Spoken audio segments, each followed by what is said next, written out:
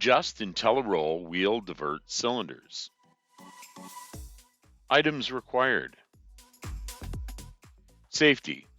Always lock out power source and follow recommended safety procedures. Make sure the air pressure is set between 45 and 50 psi. Remove the rollers that are located over the cylinders. For clarity, this video is demonstrated with one cylinder instead of 4 as shown here. Cycle the wheel bracket by pushing the blue button on the solenoid. If the cylinder is slamming up or down, you will need to adjust the flow controls. Locate the flow controls on the cylinders. The cylinder has been removed for clarity.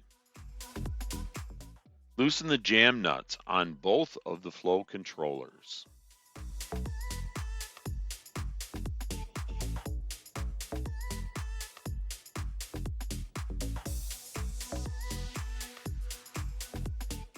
The top flow controller controls the upstroke, and the bottom controller controls the downstroke.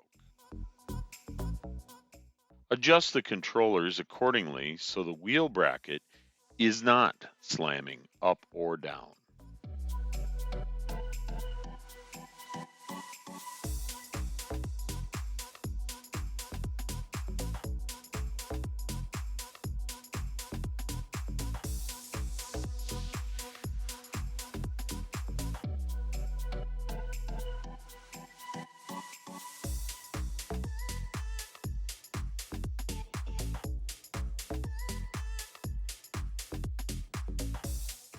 After the proper adjustments are made, tighten the jam nuts on the flow controllers.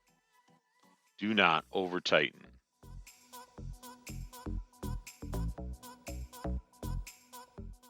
Reinstall the rollers.